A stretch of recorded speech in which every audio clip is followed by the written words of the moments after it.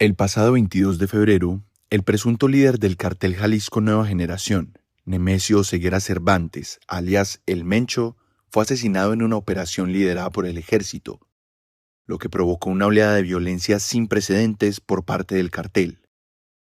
Sin embargo, esto no es nuevo en el panorama criminal de México.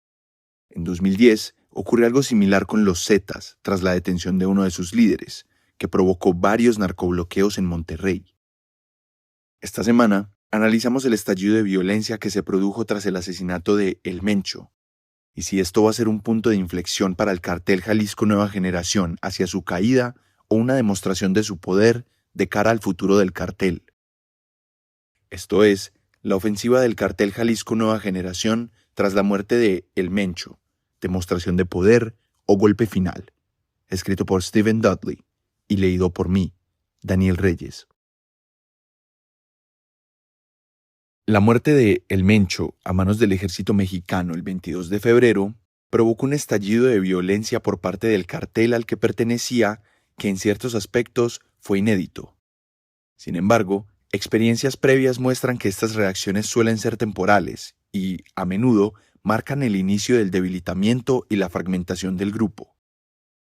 Tras el operativo del ejército del 22 de febrero, en el que murieron 8 presuntos integrantes del cartel Jalisco Nueva Generación, o CJNG, entre ellos su presunto líder, Nemesio Ceguera Cervantes, alias El Mencho, la violencia se extendió en al menos 20 estados del país. La reacción incluyó bloqueos generalizados en las principales ciudades y provocó la muerte de al menos 25 miembros de la Guardia Nacional. La rápida reacción del CJNG y su alcance geográfico fueron inéditos. En total, el gobierno registró 252 bloqueos en 20 puntos distintos del país, aunque es probable que la cifra real haya sido superior. No es solo un estado en el que está estallando, afirmó Vanda Felbab Brown, investigadora de la Brookings Institution, especializada en crimen organizado en México. En esencia, gran parte del territorio mexicano está viendo alguna facción o célula del CJNG reaccionar. Esto demuestra que existen más conexiones entre las distintas estructuras regionales de la organización, añadió, y que la franquicia era mucho más cohesionada de lo que muchos analistas habían supuesto. Aún así, el grupo está lejos de constituir una insurgencia, como explicó a Inside Crime Jaime López Aranda, exfuncionario de inteligencia convertido en investigador de crimen organizado. Los sicarios del CJNG evitaron en su mayoría confrontaciones directas con las fuerzas del Estado y no lanzaron ataques contra objetivos estratégicos como instalaciones militares o estaciones de policía. Esto no fue la ofensiva del Tet, señaló, en referencia al célebre ataque del Vietcong contra fuerzas estadounidenses y survietnamitas en 1968. Esto no es su negocio, no son una verdadera fuerza paramilitar, solo lo parecen en televisión. Una historia de los narcobloqueos. México ya ha vivido situaciones similares. En 2010, tras la muerte de Antonio Ezequiel Cárdenas Guillén, alias Tony Tormenta, se desataron intensos enfrentamientos entre su grupo, el Cartel del Golfo, y las fuerzas del gobierno. Después de la muerte de Alfredo Beltrán Leiva en 2009, la organización Beltrán Leiva asesinó familiares de marinos que presuntamente habían participado en el operativo contra el llamado Jefe de Jefes. Pero quizá el grupo más conocido por sus demostraciones públicas de poder fueron los Zetas, antiguo brazo armado del Cartel del Golfo, con orígenes en las Fuerzas Especiales Mexicanas. Los Zetas establecieron en su momento decenas de narcobloqueos en Monterrey, tras la captura de uno de sus líderes. Para entonces, ya habían convertido esta práctica en algo habitual. Los narcobloqueos cumplían varios objetivos. Distraían a la población y a las autoridades, cerraban las principales arterias viales para facilitar la movilización o la huida de sus miembros, enviaban el mensaje de que el gobierno no tenía el control, que lo tenían ellos. Y aunque podían organizarse con relativamente pocos integrantes, daban la impresión de una presencia mucho más amplia y numerosa. La estrategia de los Zetas, durante un tiempo, funcionó y parecían ir un paso adelante de las autoridades y de sus rivales.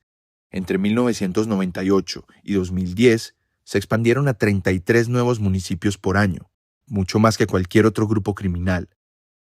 Parte de esa expansión respondía a la narrativa que los rodeaba. El grupo parecía invencible, en parte gracias a sus demostraciones públicas de fuerza. Sin embargo, justo cuando parecían alcanzar su punto máximo de poder, comenzaron a desmoronarse. Parte de ello se debió a su estructura interna y a la captura de sus líderes. En pocos años, el grupo se fragmentó hasta convertirse en la sombra de lo que alguna vez había sido.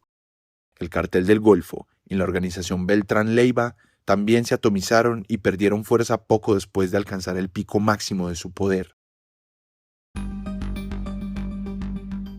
El CJNG no es los Zetas.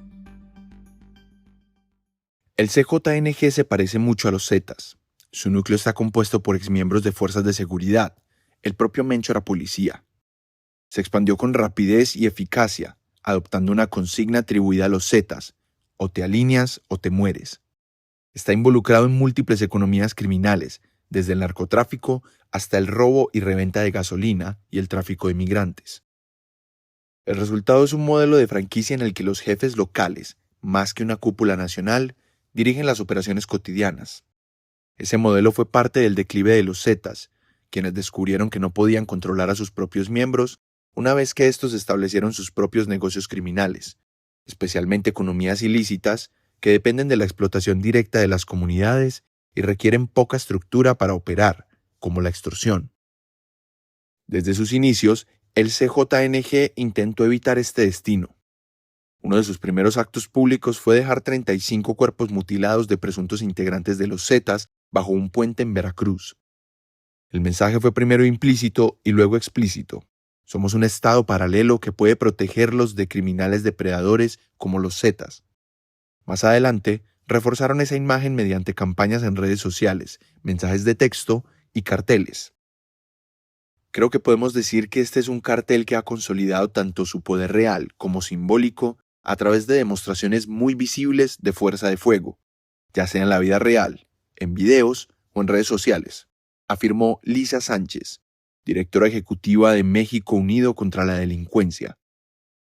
El CJNG, aunque articuló una federación, demostró tras la muerte del Mencho que aún puede movilizarse con rapidez y eficacia en gran parte del país. Lo que no está claro es si podría mantener ese ritmo en el futuro, ahora que su líder murió. Enfrentará desafíos, algunos de ellos producto de su propia estrategia, pero el CJNG es más flexible de lo que fueron los Zetas. Según la región, puede operar mediante alianzas, pactos o control directo. Esa flexibilidad le permitió expandirse hacia territorios y economías criminales que quizá no habría alcanzado de otro modo. Sin embargo, como aprendieron los Zetas, esa misma dinámica implica riesgos. Aún así, los analistas consultados por Inside Crime consideran que el CJNG es estable y resiliente. Sánchez y López Aranda destacaron la diversificación económica del grupo. La red es tan rentable y vital como siempre. Liderazgo descentralizado con múltiples fuentes de ingresos, señaló López Aranda. Feldbach Brown coincide. No estamos ni cerca de ver al CJNG desaparecer del mapa y colapsar como lo hicieron los Zetas hace una década.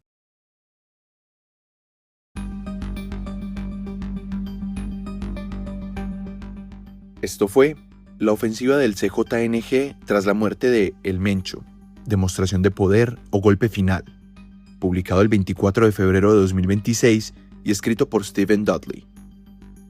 Para saber más sobre el futuro del cartel Jalisco Nueva Generación tras la muerte de El Mencho y lo que esto podría implicar para el panorama criminal en México, visite insidecrime.org, donde hemos estado siguiendo de cerca todo lo relacionado con la muerte de este líder criminal. Volveremos con otra historia la próxima semana. Gracias por escucharnos.